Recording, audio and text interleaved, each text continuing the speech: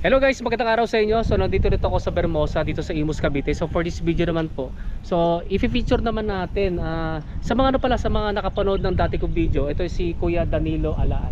Siya yung na-bike check ko, yung bike, ito yung bike niya, no. Ito yung Saturn Janus na 2, yung version 2 na rigid MTB, no.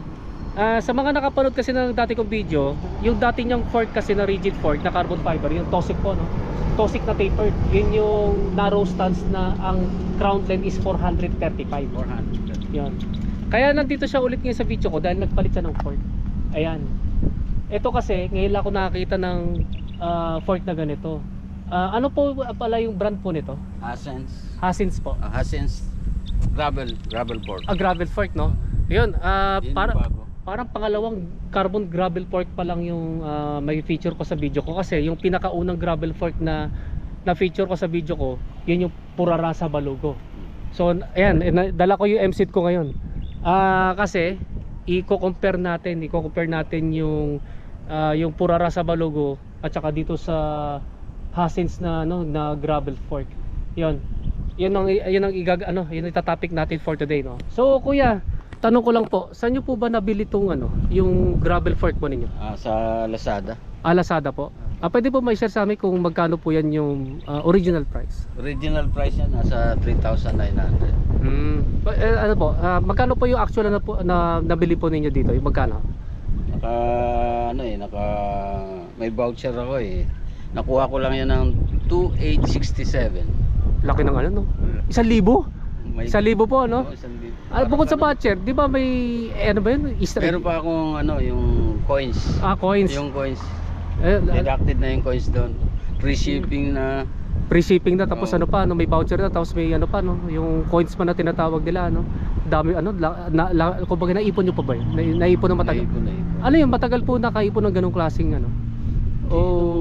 katagal kasi lagi kasi kayo nag-order siguro, no? Lagi ako ma-order. Kaya yun ang incentive, no? Ilalagay ko na lang sa screen kung saan niya particularly na binili to, no? Kasi naalala ko kasi may nag-message sa akin yung taga Sorsogon eh. May nag-send sa akin ng message, ito rin, pero may kulay kasi yun eh. May kulay. Ito yung plain na lang ng flat black, no? Logo. Walang logo, no? So pwede pa lang ganun, kasi nakita ko parang may logo pa, may mga paint pa. Black, white, tapos may green, may red. Yun pala, no? Kasi yung tingnan natin muna yung specs nito, no? Ilalagay ko na lang sa screen kung anong klaseng carbon fiber to, no? Kasi yung doon sa Purarasa Balugo ko is T1000 based doon sa description, no? Ito kasi guys, sinukat ko yung crown length nito. Ano po yung nakalagay sa description nito? Nasa siya eh, 415 from crown to axle, no? Dito sa yung axle to crown, no? Kumbaga parehas lang doon sa nangyari sa akin sa Purarasa Balugo. Yung Purarasa Balugo, although hindi ko na natatanda yung eksakto, doon sa description kasi mahaba. Overall mahaba yung blade length at saka yung crown length. Nung binili ko yung Purarasa Balugo, doon sa description nila dapat kakasya yung 29/2.0 ko dati. Pero nung sinukat ko, nung pinitest ko, hindi pala nagkasya, kasi nung sinukat ko yung Purarasa Balugo ko dati, yung actual 405 mm lang yung crown length at saka 373 lang yung blade length. Ito kasi kuya, sabi nyo 415, no? Pero nung sinukat natin dito kanina 400 lang. 400 mm lang yung crown length to. So parehas lang to ng Promen. Yan, Promen na 26er na FK406, no? Ito naman sinukat namin to, itong base na to, nasa 20 mm lang. So ibig sabihin yung blade length naman ito mahaba, 380. Doon kasi sa Purarasa Balugo ko 373. So supposedly kakasya dapat dito yung mga siguro mga 29/2.0, mga ganon. Pili ko dapat kakasya yun eh. Di ko pa na-fit test pero pili ko pwede, no? O 29, mga ganong sukat, no? Ang problema lang kasi nung tinignan ko yung front view, ayan, makipot pala, no? So napakalit na pala yung clearance dito. Parang ano lang yata to kuya, mga 3.5 mm dito sa gulong po ninyo. Ano po yung gulong po ninyo dito? Maxi Space, no? Maxi Space 1.95. Ayun, 27.5 by 1.95, no? So sinukat ko kasi yung dito, nasukat nyo na rin sa caliper po, no? Nasa 50 lang. Nasa 50 mm lang. So kung gagamit sila ng 27.5, ito na yung maximum, no? Sa ano, sa may, kasi kaya lang po ano, lumiit kasi may knobs. Oo. Pero feeling ko po pwede dito yung 2.0 na slick tar tulad ng Continental Contact Urban. Feeling ko lang kasi yung akin 2.2 kaya di natin pwede fit na sigurado kasi pag 2.2 hindi kakasya. Ayan. So next naman, syempre bumaba yung ano, 'di ba? From 300 from 435. Yung 435 naging 400. 400. Eh di bumaba less 35. Bumaba ng ano 30 ano. Bumaba ng 35 mm, no. So i-base natin yan dito sa ano ko, sa MC Tremor ko dahil sa ito kasi yung sa akin kasi yung tip ng crank arm pasado nasa 81-82 mm. Kasi ang limit kasi 75 to 80 mm. Yun kasi yung katulad sa road bike. Yun, so ano natin, i-compare naman natin dito sa ano ko, sa MC ko. Yan guys, no, tinabay ko na yung MC Tremor ko at saka itong Saturn Janus ni Kuya Danilo, no. So nakita-kita nyo na, no. Yan, tinapat natin yan para malaman natin yung crank arm length to ground clearance. Kasi yung sa akin kasi mga 82 pagkatanda ko, no. So pasado to sa 75 to 80 mm. So tignan natin dito. Yan, ano pabayag ka. Ayan. Guys, so ano, no, mas mababa, no, Rick, no, mas mababa, no, mas mababa itong Saturn sa Saturn niya, no. Siguro kung tatantyahin ko, mahirap kasi sukatin yung ganyan eh. Kailangan talaga accurate yung measurement. Pero sa tansya ko, siguro mga ano, mas mababa to ng mga 8 mm, mga ganon. Siguro ano yan, yung crank arm length to ground clearance sa mga 70 lang, mga ganyan. Kaya ano ang factors kasi kung bakit mas mababa to, kasi yung crank arm ni Kuya 175, ito kasi 170. Yun ang unang factor, no. Ang pangalawang factor is yung gulong. Yung gulong kasi 2.2 to 2.2, ito naman 1.95 lang. So kung titignan natin, yan, kita-kita natin na mas ano, no, mas mataas to.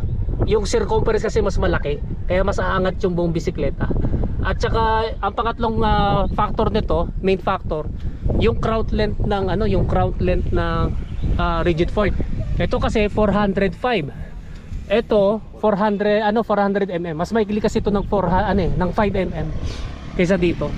'Yun ang mga factors, no. Kung ano siguro to, kung mas malaki yung buka, ano to, kung mag 2.2 sana kayo na yung katulad nito sa akin, at saka magkalit kayo ng 170 km crank arm, medyo tataas pa yan eh.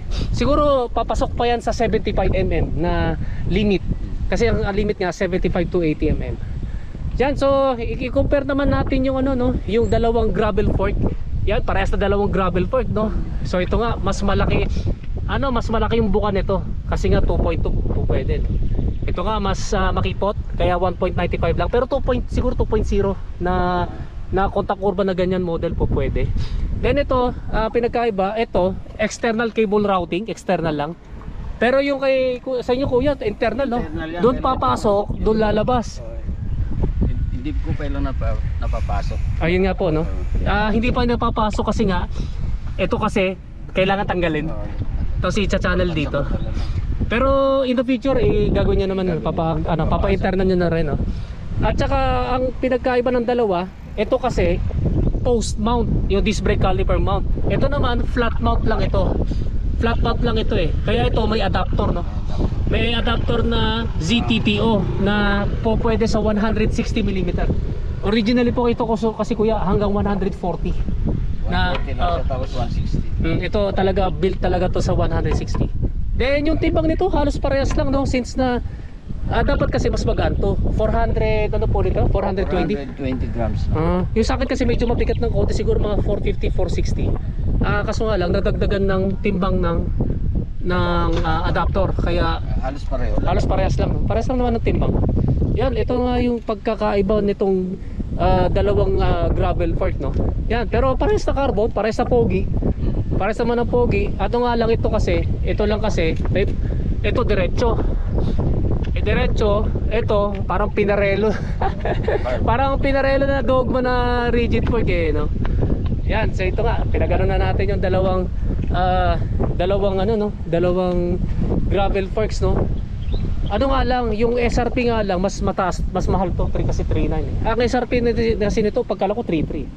3-3. Pag nag-sale sila kasi 2.9, 2.8. Ito naman, pag nagkaroon, pag sa inyo voucher dami, no? Kaya umabot ng 2.9. Yan, ito na. Ito na yung details sa kanyang Hasins na gravel fork. So Kuya Danilo, mag-shoutout po kayo. Shoutout nga pala dun sa manugang ko, andyan sa Baras Rizal, si Edward Lagasca. Ayun. Nung nakaraan, delete yung yung pangalan niya eh. Ano dito? Ito si Papa Eric, the comeback. Ayun, shout out sa mga dyan, mga malulupit mag-bike dito sa Bermosa, katulad ni Papa Eric, ay Maverick. Pares tayo pangalan. Pero ikaw pinakamalupit dito, ikaw pa rin. Ngayon, malakas na lang ako magkwento, guys. Malakas magkwento. Huwag na kayo maniwala sa akin. Sabi ko na. Yun sa kuya, maraming salamat po sa pagano natin yung fork pa rin yun, no? Saan yung rito? Parang yung hat dun ba? Ito talaga. Yan guys, maraming salamat sa inyo panonood. Don't forget to subscribe yung aking YouTube channel. Pakiclick na lang yung notification button para matatalit natin pa kayo. Kaya guys, maraming salamat sa inyo and right safe po sa inyo.